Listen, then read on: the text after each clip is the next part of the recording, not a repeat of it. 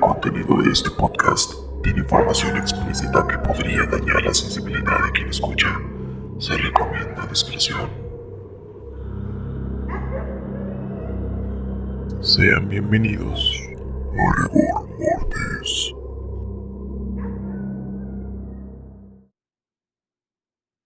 Hola a todas y a todos.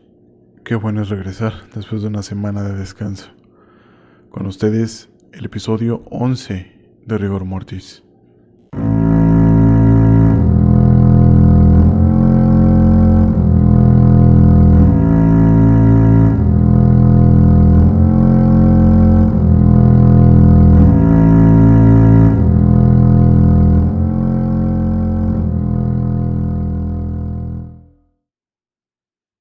De entre todos los crímenes que existen, sin duda los peores son los que se cometen contra la misma familia.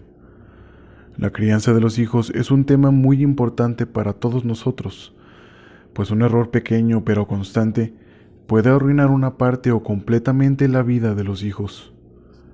Pero hablando de padres, sin duda algunos han sido los causantes de las mentes más enfermas de asesinos y asesinas seriales.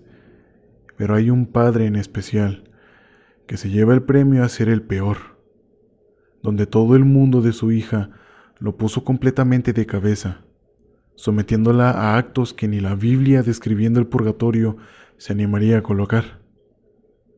En este domingo de rigor, a exactamente una semana de que muriera Vicente Fernández, les hablaré sobre los crímenes del monstruo de Amstetten, Joseph Fritzl.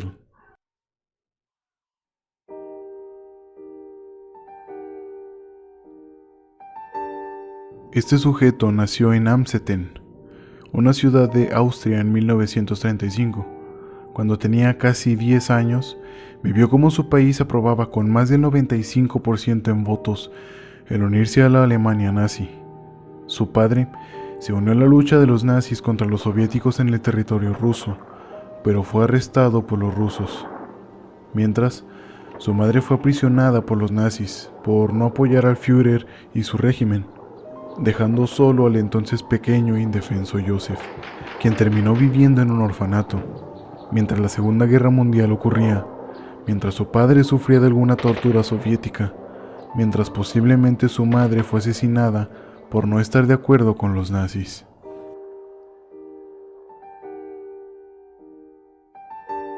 Pero no.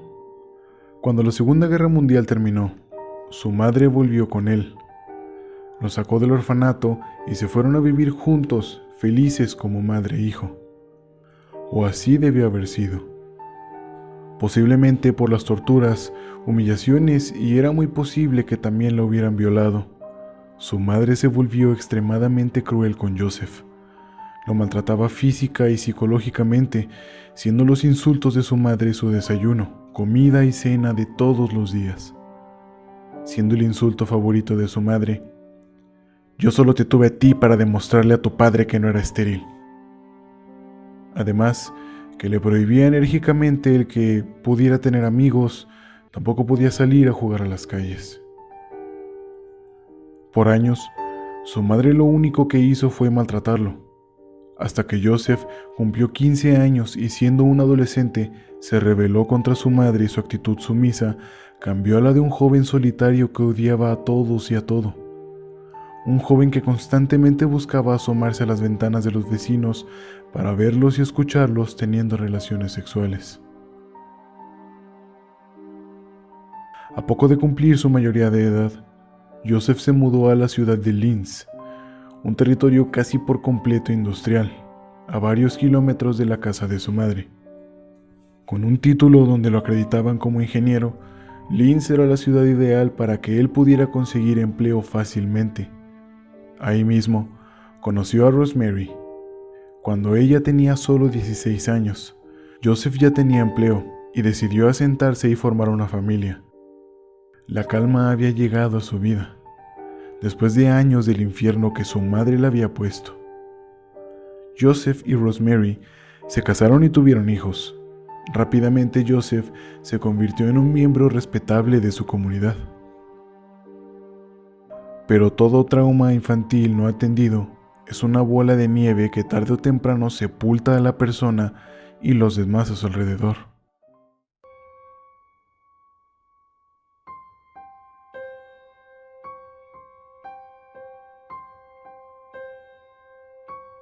En el año de 1967, a sus 32 años, encontró en la calle a una madre joven que caminaba de regreso a su casa al salir del trabajo.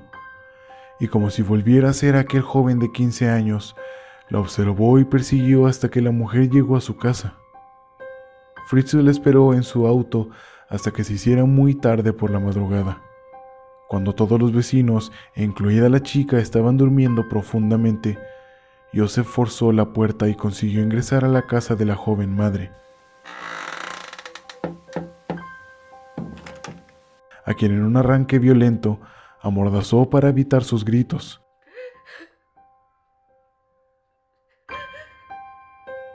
Y comenzó a manosearla lascivamente. Después la desvistió y finalmente la violó. Todos estos actos los cometió a pocos metros de la cuna donde dormía el bebé de la mujer.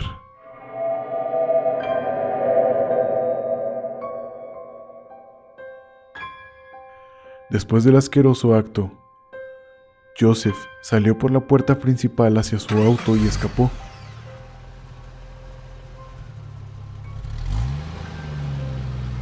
Ningún vecino escuchó nada aquella noche, pero la mujer recordaría su rostro. Ese rostro con ojos violentos, esa cara dura que mostraba a una persona sin ningún rastro de culpa ni bondad humana. La mujer denunció su violación y describió tan bien la cara de Fritzl que su detención fue muy rápida. Lo detuvieron, pero fue condenado a solo 18 meses de prisión. Ya sé, qué putada. Al salir de la cárcel, Joseph decidió mudarse junto con su familia a Amstetten, su ciudad natal, donde nadie sabía de su historia de violación y encarcelamiento. Nadie excepto su esposa Rosemary. Imaginen estar casados con un violador. Este fue el primer crimen que Fritzl cometió. Tal vez esperen a que en este punto comience a narrar el cómo violó más mujeres y las mató, que les nombre la extensa lista de violaciones y asesinatos de este sujeto. Pero Joseph Fritzl no es un asesino serial.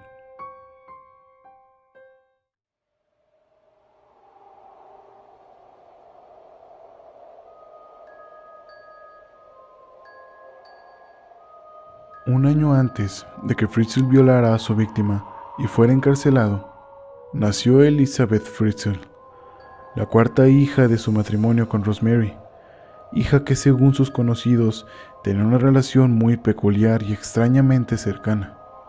La sobreprotegía, la quería tener cerca de él todo el tiempo y no dejaba que estuviera mucho tiempo con otros integrantes de la familia, con sus amigos o conocidos. Según en comentarios de los pocos amigos que Elizabeth tuvo, mencionaban que Joseph no les daba buena espina, pues aunque por encima se portaba muy gentil y comprensivo, su lenguaje corporal decía lo contrario. Su mirada siempre siniestra y sus gestos de ser una persona impaciente hacían que sus amigos no la visitaran. Era como alejar a todos de ella con una simple mirada. Pasaron los años y Joseph siempre estuvo más al pendiente de Elizabeth que con el resto de sus hermanos. Todas estas conductas en las que ella era la favorita desembocarían en algo horrible. En 1977, cuando Elizabeth tenía ya 11 años, algo extraño comenzó a pasar en la cercana relación de padre e hija. Mientras vivían su vida cotidiana, Joseph comenzó a manosearla.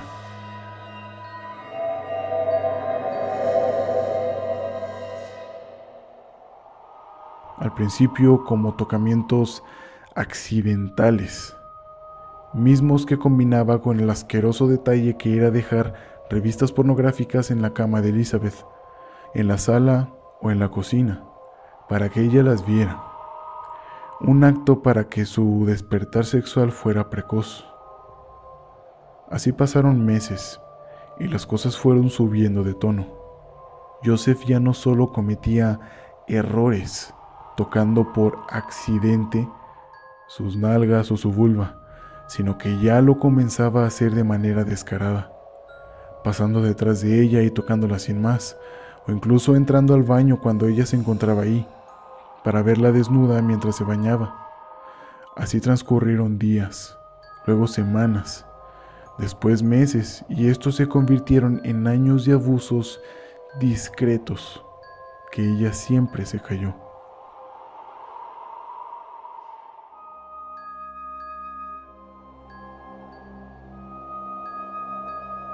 Hasta el año de 1984, en el que Elizabeth, ya con 18 años, no pudo tolerar más que su padre estuviera abusando de ella y decidió rebelarse. Cuando su madre no se encontraba en casa, puso un alto a los abusos de Joseph. En la confrontación con su padre, ella le mencionó con firmeza que se iría de la casa.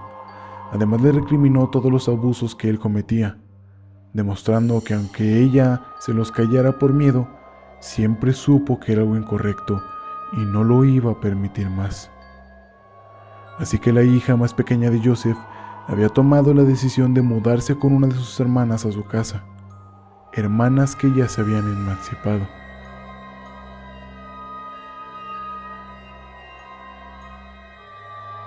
Esta confrontación, más que causarle ira a Joseph, le causó un profundo miedo. Miedo porque su hija fuera a revelarle a alguien más lo que su padre le hacía desde su adolescencia. Miedo por ser señalado e ir a la cárcel por muchos años. Miedo por perder a su hija. Miedo porque se fuera y no tenerla más en su casa para seguir abusando de ella. Miedo por perder, en las propias palabras de este repulsivo ser, mi fruto prohibido.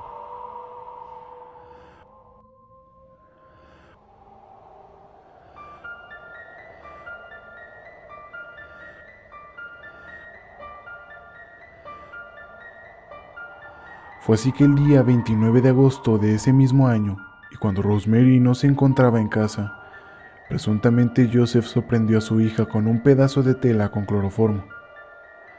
Como información importante, para que el cloroformo pueda dormir a alguien, se necesitan de entre 2 y 5 minutos de estar inhalando este líquido. Minutos que Joseph no tenía, así que lo más seguro es que la estranguló hasta que se desmayara. Después de que Elizabeth quedó dormida, Joseph la llevó hacia el sótano de su casa y ahí la dejó. Joseph, sin dudas, era un hombre muy peligroso, pues además de tener la sangre fría para cometer estos actos, era una persona muy inteligente, pues tenía conocimientos en ingeniería y electricidad, con los cuales llevó a cabo reformas en su casa. Por alrededor de 10 años, creó un pequeño departamento bajo su casa, mismo que medía 80 metros cuadrados por 1.70 metros de alto. Pero, ¿recuerdan que dije que no era tonto? Ninguno de sus hijos, ni siquiera Rosemary, sabían lo que Joseph había construido, pues para acceder a este nuevo nivel de la casa, debían pasar por un pasillo angosto y después por una puerta de hormigón de casi 300 kilos. Misma que tenía un código para liberar el seguro que solo Joseph conocía. Mientras se portaba amoroso, comprensivo y atento con su familia, desde siempre estuvo planeando hacer esto con su hija, al grado de crear un apartamento bajo tierra para que ella viviera ahí. Es un hijo de puta muy astuto.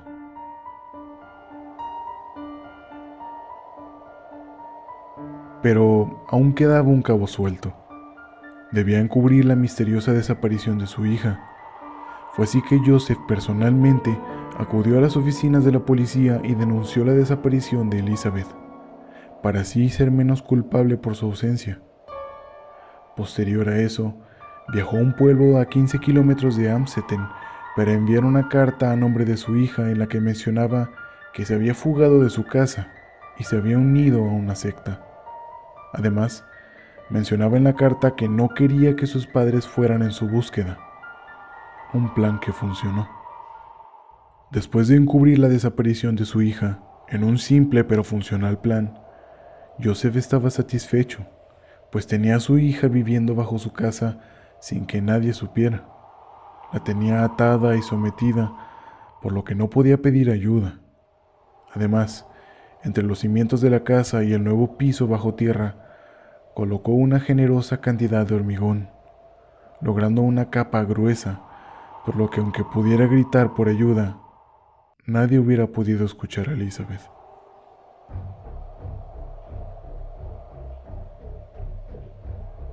A los días de tenerla bajo su casa, y una vez que la madre asimiló que su hija se había fugado, Joseph comenzó a bajar a ver a su hija.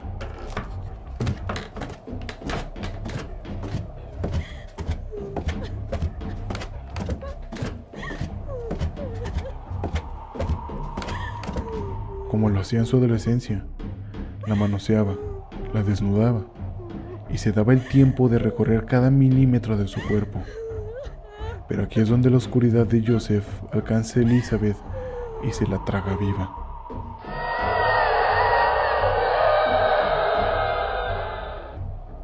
Su padre, en un frenesí de manoseos lascivos y miradas de lujuria, decide bajarse sus pantalones y colocar su miembro entre sus piernas, violando así a su propia hija.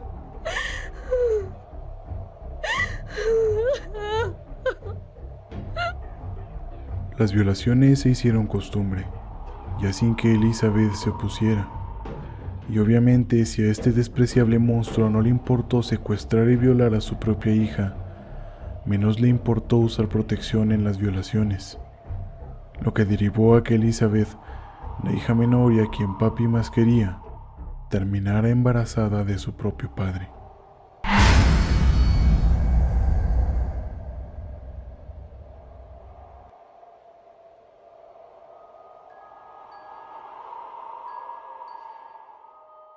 A este punto, solo queda ponernos en sus zapatos, viviendo bajo los cimientos de la casa de sus padres, quienes la criaron, donde vivió muchos momentos de su infancia y los momentos más traumantes de su vida en su adolescencia, donde se armó de valor para ponerle un alto a su padre, sin saber que este sería el acto que la condenaría a una miserable vida de sufrimiento sin fin. Después de cada violación, después de terminar llena de asco por sentir a su padre entrando en ella, ¿cuántas veces se cuestionó si debía suicidarse? Si debía matar a su padre para salir de ahí. ¿Qué le pasaba por la mente al saber que la hija que esperaba a su vez era su hermana? Kerstin Fritzl nació finalmente en 1988, una hija afortunadamente sana, y Elizabeth dio a luz completamente sola, sin ayuda ni atención médica, solo con toallas y unas tijeras para cortar el cordón umbilical de la niña, completamente aterrada y con el riesgo de morir desangrada. Mientras, su padre ni siquiera se esperó a que su hija se recuperara. No le importó que su nueva hija, y a su vez nieta, tuviera poco de haber nacido. Las violaciones continuaron en ese sótano de lujo. Podemos presentir que Elizabeth ya le daba igual lo que su padre le hiciera. Un año después, en 1989, nació su segundo hijo hermano, Stephen Fritzl, en las mismas condiciones que su hermana mayor, sin ayuda ni atención médica, ni siquiera con la presencia del asqueroso violador que la embarazó. Joseph, al haber llegado tan lejos en su asqueroso círculo de violaciones e incesto, decidió continuar. Ya hasta les había instalado una televisión para que pudieran tener noción del tiempo y del mundo real, y cuando le apetecía, los castigaba solo porque sí, cortándoles la luz o dejándoles de llevar comida. A una mujer y 2 bebés en completo aislamiento y con visitas solo para violar. En 1992, nace la tercera hija hermana de Elizabeth, Lisa Fritzl, pero nació con una enfermedad que le afectaba el corazón, por lo cual Joseph decide que no podía estar en el sótano con los demás. Rápidamente decide que tiene que deshacerse de ella. Como si fuera mercancía dañada. puto enfermo.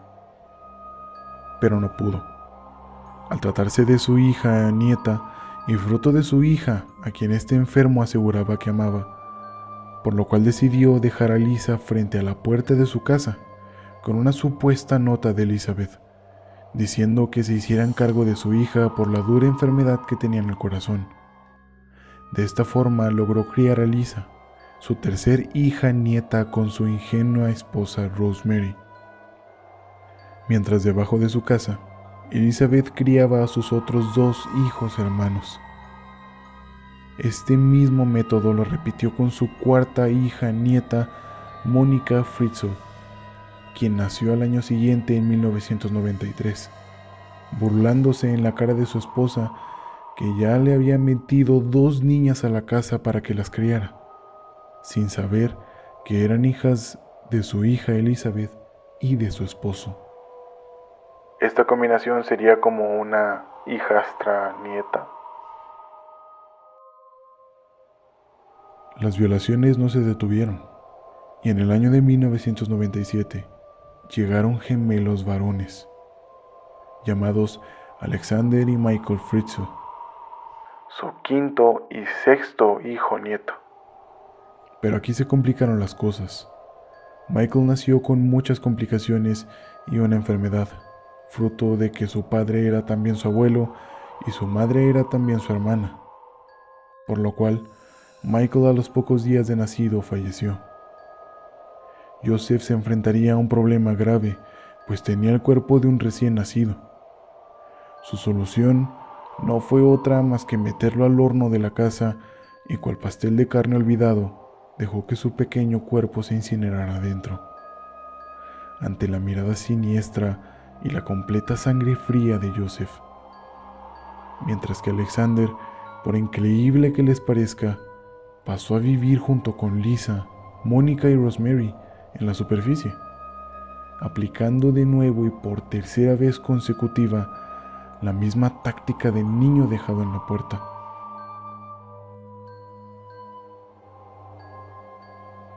Pero estas conductas a los vecinos de la cuadra les parecían muy extraño.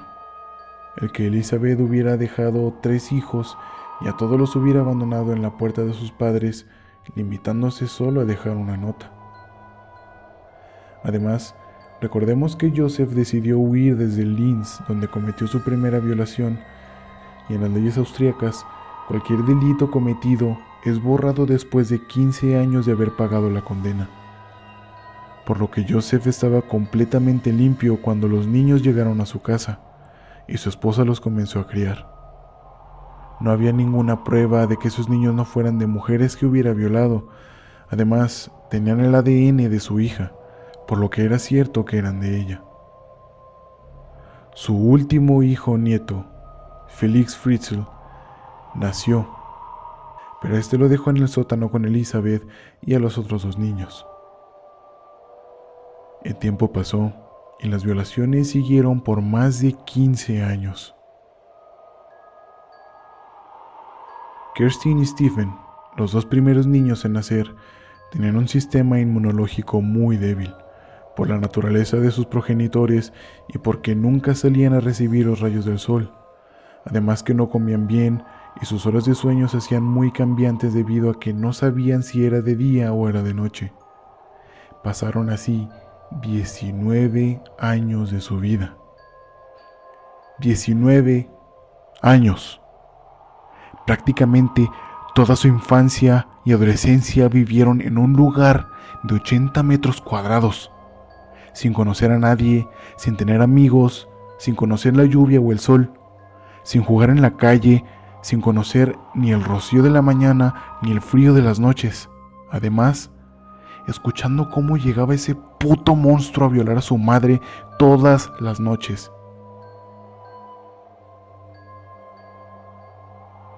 Kerstin era la más débil de los 2, llegando incluso a dar señales de tener un fallo en la mayoría de sus órganos.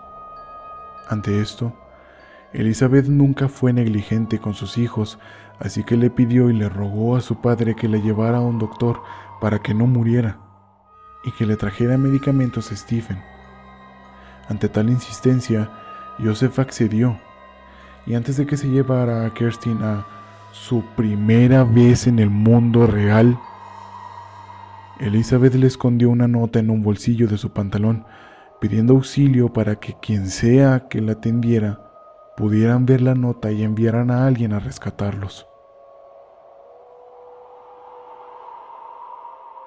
Los médicos, al ver a Kerstin al borde de la muerte, no tuvieron opción más que inducirla a un coma, para que los medicamentos pudieran hacer efecto en los órganos trabajando a una capacidad baja.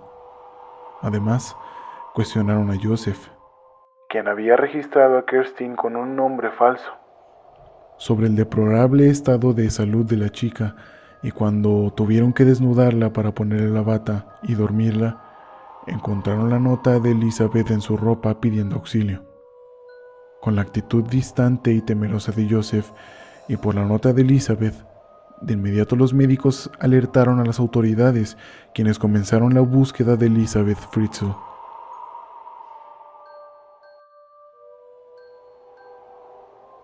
Era el año 2008. Ella fue secuestrada y violada desde 1984. Fueron un total de 24 años de abusos y un tormento que parecía no tener fin. Elizabeth tenía ya 42 años.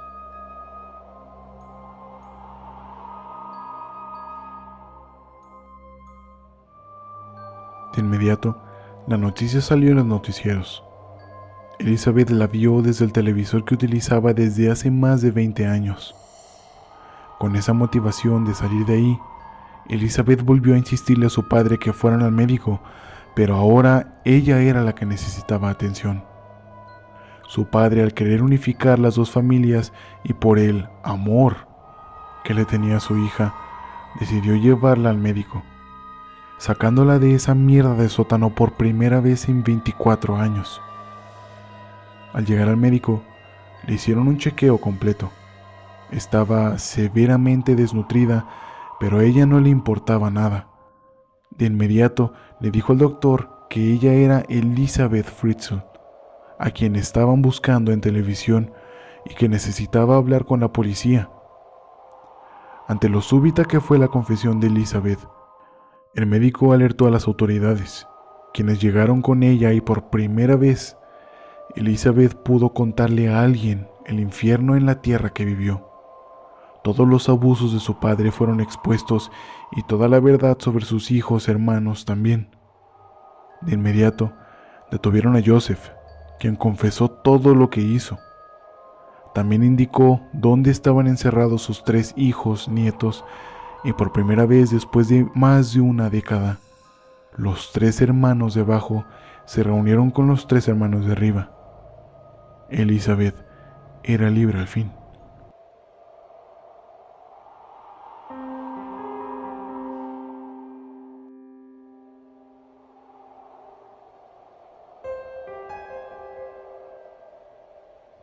Una vez detenido, Joseph declaró lo que había hecho.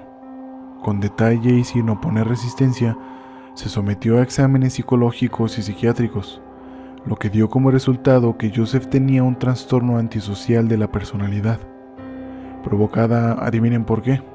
Exacto, su traumante niñez y el maltrato constante de su madre. Sin embargo, este trastorno no era suficiente evidencia para dejarlo inimputable de los cargos y trasladarlo a un centro psiquiátrico. Finalmente, en un juicio llevado a cabo en marzo de 2009, el juez imputó a Fritzl bajo los delitos de violación, esclavitud, incesto, secuestro y homicidio, a lo que Joseph se declaró culpable de todos ellos.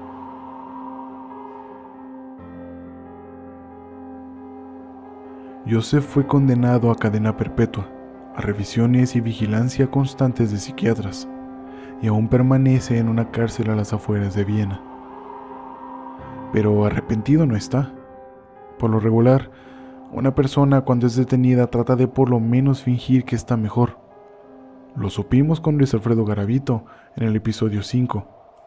quien después de muchos años en prisión, él mismo mencionaba que está reformado y que a pesar de que mató a una cantidad enorme de niños en Colombia, la cárcel lo cambió para bien. Y no es el mismo hombre. Un discurso que ni él se cree, pero por lo menos finge estar sano. En cambio, este monstruo es de otra calaña. He nacido para violar. Teniendo eso en cuenta, he conseguido controlarme durante un buen periodo de tiempo. Me podía haber comportado mucho peor y haber hecho cosas peores que encerrar a mi hija. La única razón por la que tuve tantos hijos con ella era para que se quedara para siempre conmigo porque, como madre de 6 niños, ya no se fijaría en otros hombres. Al fin tenía a alguien solo para mí.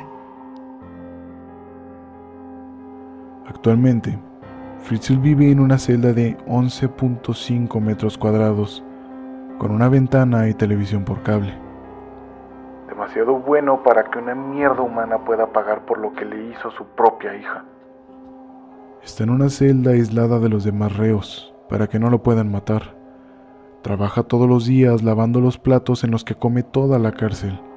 Además, cuenta con 2 guardias que lo custodian día y noche, como una celebridad en prisión, sin pagar por todo el sufrimiento al que sometió a su hija, a quien le robó su virginidad, sus mejores años, su salud física y mental. Le robó la vida entera, mientras él se daba sus momentos de éxtasis disfrutando del cuerpo de su hija, sin importarle nada, sin arrepentirse de nada de lo que hizo, pensando que lo que hizo no fue para tanto y que podría regresar a su casa con sus 2 familias.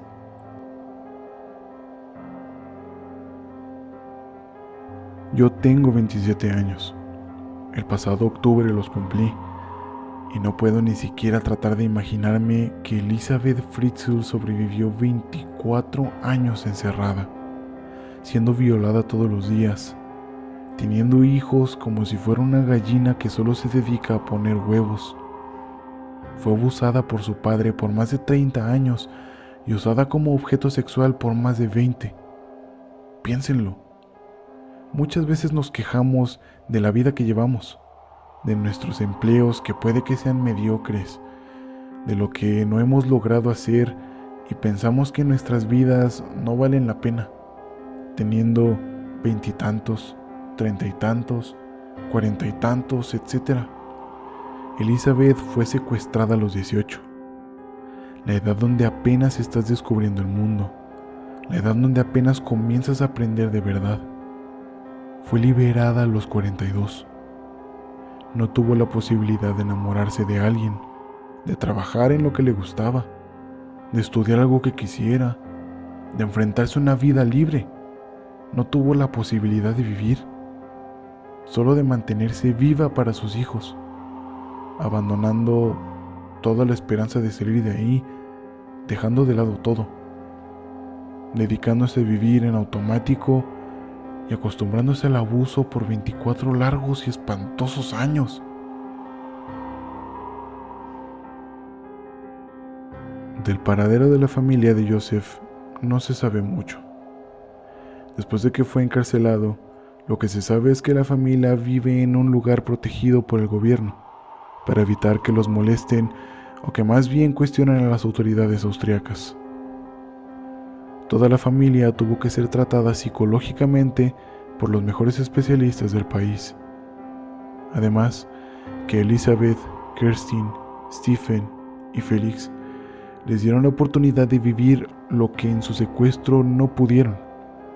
Se les llevó a parques de diversiones, lugares de ocio y recreación, y se les alentó a practicar deportes. Todo esto siendo monitorizado por especialistas para poder integrarlos a una sociedad que no conocían. Kerstin y Stephen aún tienen problemas de piel e inmunológicos, pero siguen tratándose con médicos. Además que Kerstin se recuperó del fallo múltiple de órganos que estaba teniendo, una recuperación lenta y muy dolorosa. ¿Esto pudiera ser un final feliz? ¿Una familia unida viviendo juntos? ¿El culpable encarcelado y pagando por sus crímenes? Pero la misma pregunta queda en el aire. Después de todo el daño que les causó Joseph, ¿alguno de sus hijos repetirá sus pasos? Lo que había entre Elizabeth y yo era amor. Solo quiero salir de aquí para cuidar a mi mujer Rosemary, pero le he escrito más de 8 cartas y no me ha contestado ninguna. ¿Será que ya no me quiere?